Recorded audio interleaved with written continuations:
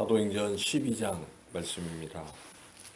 사도행전 12장 말씀은 사단이 교회에 핍박을 가하지만 성령님께서 교회를 지키시고 여전히 부흥케 하신다 하는 그런 내용입니다. 11장에서 우리는 교회가 부흥되는 것을 말씀을 통해 깨달았습니다. 드디어 안디옥 교회가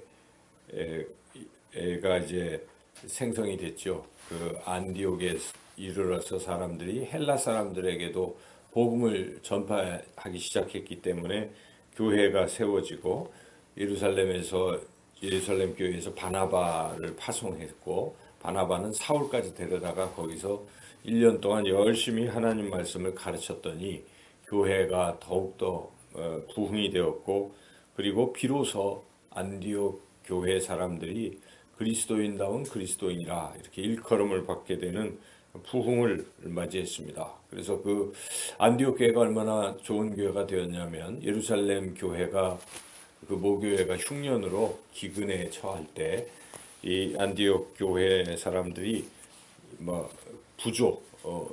이렇게 돈을 모아가지고 헌금을 교회에 이제 드리게 되었죠. 그래서 지금 바나바와 사울이 그 헌금을 들고 예루살렘 교회로 이제 떠나갔다 하는 게 이제 11장 말씀이었고, 이렇게 교회가 지금 잘 되어가고 부흥이 되었다 하는 그런 뜻이죠. 그런데 12장에 보니까 사탄이 또 가만히 있지를 않는다는 것입니다. 사탄은 다시 교회를 핍박하기 시작합니다. 앞에서 계속 우리는 지금 사도행전 말씀을 통해서 성령이 역사하셔서 교회가 부흥되는데 또 사탄이 교회를 흔들고 또 자꾸 어렵게 만든다는 것. 그러나 성령은 다시 또 교회를 붙드시고 교회를 부흥시키는 이런 일이 계속 일어나고 있죠. 그래서 오늘 12장 본문 말씀에서는 사탄이 교회를 핍박하는 그런 모습이 먼저 나오고 있습니다. 사람을 죽이는 핍박을 하는 것이죠. 사탄의 이 교묘한 이 방해는 두 가지 형태를 띨 수 있습니다. 하나는 막 어렵게 힘들게 죽이고 핍박하고 고난을 가하는 이런 부류의 종류가 있고, 또 하나는 무엇입니까? 달콤하게 좋은 것들을 자꾸 주어서 하나님을 멀리하게 하고 하는 것이죠.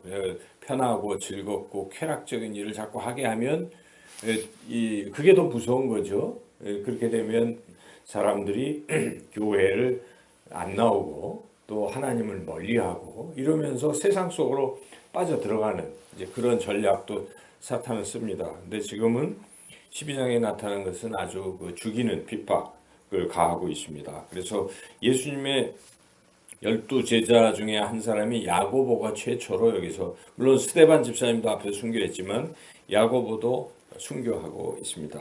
헤롯 왕이 이 백성들이 자꾸 좋아하니까, 이 예수님 믿는 사람들을 죽이는 것을 좋아하니까 야고보를 죽였습니다. 그리고 베드로도 이제 무교절 날을 이제 피해서 베드로를 죽이려고 이렇게 하고 있는 것이, 무교절 기간이라 그런 때는 죽이기가 좀 그러니까 여기 끝나면 죽이려고, 그러니까 얼마 안 남은 것입니다. 무교절 길어봤자 8일의 기간이니까 이제 며칠 뒤면 베드로도 야고보처럼 죽게 되는 지금 아주 절체절명의 그런 위기의 순간 속에 놓이게 되었습니다. 그래서 베드로는 지금 감옥에 갇혀서 꼼짝달싹할 수 없는 군인 16명이나 지키는 이제 이런 상황 속에 놓여 있었던 것이죠. 그런데 이 교회가, 베드로가 죽기 일보 직전인데 교회가 무엇을 했는가? 5절 말씀을 같이 한번 읽어보겠습니다. 이에 베드로는 옥에 갇혔고 교회는 그를 위하여 간절히 하나님께 기도하더라. 이 참 중요한 것입니다.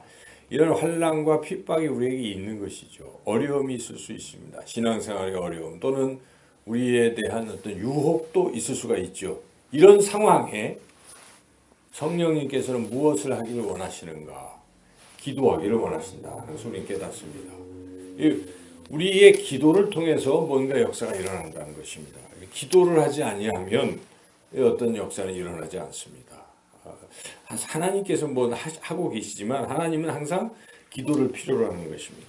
그래서 교회가 이렇게 한두 사람이 아니라 온 교회가 함께 마가 다락방, 마리아의 집 마가 다락방에 모여서 간절히 기도했습니다. 이미 앞서서 우리는 그렇게 모여서 120명이 기도할 때 오순절 성령강림도 그런 일이 있었고, 그런데 지금도 위기 중에 베드로가 죽고 지도자들이 지금 죽어가는 위기 중에 교회는 간절히 기도했다는 것이죠.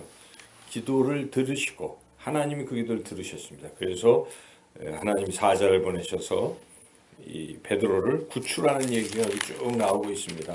그게 구출이 돼서 이제 베드로가 이 모여 기도하는 이 교회로 도착을 했습니다. 그런데 참 희한한 일이 일어난 것입니다. 어떤 일이 일어났습니까? 가서 나 왔다고 그러는데 보지는 않고 목소리만 듣고 좋아가지고 가서 로데라는 어린아이가 보고를 하는데 이상하게도 교회가 믿지를 않는 것입니다. 야, 미쳤냐? 베드로가 어떻게 와? 뭐 이렇게 얘기를 하는 거죠. 여기 보니까 계속. 그러면서 아니다 왔다 그러니까 그러면 유령이 온 것이다. 이제 이렇게까지 이야기를 하면서 믿지를 않았다는 사실이죠. 우리가 참 이상하게 생각되지 않습니까?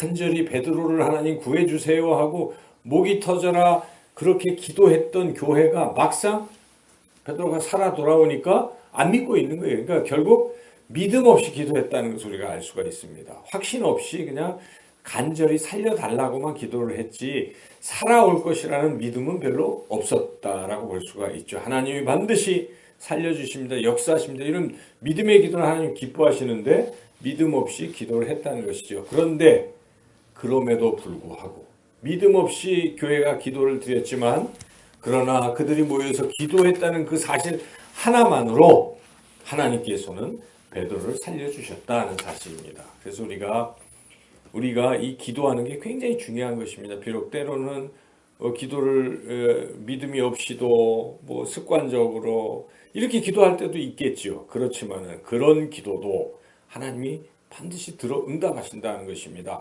작은 신음에도 하나님 응답하시는 것이죠. 그래서 우리는 기도가 너무나 중요하다는 것을 다시 한번 깨닫습니다.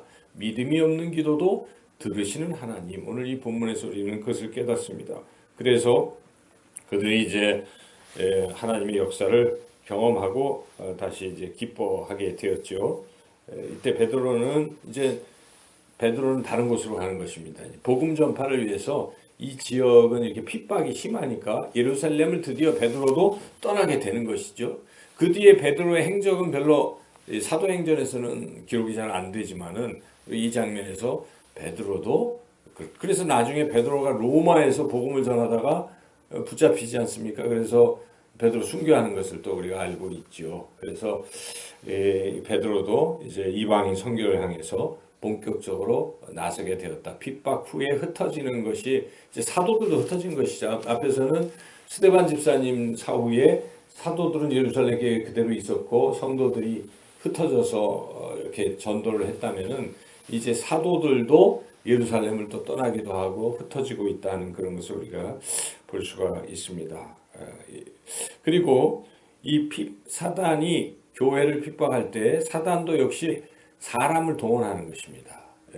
성령님께서도 우리 믿는 크리스찬들을 통해서 기도하게 하시고 하셔서 구원의 역사를 이루어 가신다면 사탄도 이 하수인들을 부리는 것이죠. 그런데 특별히 오늘 본문에는 헤롯이라는 자가 등장하고 있죠. 헤롯 왕이 사탄의 그 하수인 노릇을 하면서 사도들을 죽이고 이렇게 하고 있는 것이죠. 그런데 그렇게 사탄의 하수인을 노릇을 하는 자들은 어떤 운명을 맞이하는가도 보여주고 있습니다. 교회는 하나님께서 베드로를 지키시고 성령님께서 그리고 교회를 그렇게 지키시지만 그러나 교회를 대적하고 사탄의 그런 하수인이 되어 헤롯의 운명은 어떻습니까? 벌레에 물려 죽임을 당했습니다. 23절에 주의 사자하고 친히 벌레에게 먹혀 죽으니라. 물론 또 일종의 여기 이제 하나의 헤롯이 죽게 되는 계기는 교만해서 이제 죽게 됐다라고 또 되어 있죠. 사람들이 대단하다, 신이시다, 뭐 이렇게까지 아첨을 한 것입니다. 사실은 이 헤롯이 그 시돈과 두로 사람들 먹거리를 잘 안 주려고 했습니다. 얄밉다고 안 주려고 하니까 시도와 들어온 사람이 먹고 살아야 되니까 헤롯 왕에게 와서 아첨을 하는 것입니다. 헤롯이 뭐 연설을 하니까 막 오 신의 소리요 하면서 막 이렇게 아첨을 해가지고 먹을 걸 좀 달라고 그러니까 헤롯은 그 소리에 또 현혹이 되어서 교만하게 하나님께 영광을 안 돌리고 교만방자한 태도를 보이다가 그만 비참하게도 벌레에게 물려서 죽게 되었다 하는 것이 오늘 본문이 기록하고 있는 것이죠. 그래서 아무리 사단이 그렇게 교회를 핍박하고 할지라도 성령님은 승리하시는데 우리가 어떤 삶을 살아야 돼요. 어떤 자들은 사탄의 꼬임에 빠져서 막 교회를 핍박하고 하는 그런 자들도 있어요. 그런데 그들의 운명은 비참하다 하는 것을 성경은 분명하게 보여주고 있습니다. 사단이 아무리 방해해도 교회는 여전히 부흥하고 있다 하는 것을 성경은 또 기록하는데 그 결론이 24절 25절이죠. 한번 읽어보겠습니다. 하나님의 말씀은 흥왕하여 더하더라. 바나바와 사울이 부조한 일을 마치고 마가라는 요한을 데리고 예루살렘에서 돌아오니라. 그래서 흘러가는 거예요. 순차적으로 하나님의 말씀이 흥왕하였다는 게 무슨 뜻이겠습니까? 하나님의 말씀이 여기저기 계속 전파되고 있다는 거 아니겠습니까? 하나님의 말씀이 죽은 게 아닙니다. 하나님의 말씀이 사라진 것이 아닙니다. 우리가 북한 땅이나 이런 중국 땅의 성경을 반입하기가 참 어려워도 여전히 그 가운데서도 지하교회에 하나님의 말씀이 증거되고 전해지고 있지 않습니까? 이렇게 땅끝까지 계속 복음은 전파되고 있다. 사탄이 아무리 방해해도 하는 것을 사도행전 누가는 분명하게 기록하고 그리고 바나바와 바울이 11장 끝부분에 이렇게 예루살렘 교회를 돕기 위해서 부조하는 일이 있었잖아요. 근데 이제 그 일을 마치고 다시 안디옥교로 돌아가서 13장부터는 이제 본격적으로 이방인 선교가 안디옥 교회를 통해서 이루어진다는 것을 성경은 증언하고 있습니다. 우리가 이 쭉 흘러가는 역사를 보면서 하나님이 이기시는 것입니다. 사탄이 아무리 방해해도 하나님이 이기십니다. 단 하나님 우리의 무엇을 필요로 합니까? 기도를 필요로 하는 것입니다. 이런 위기 때마다 교회는 깨어서 기도하라는 것입니다. 그래서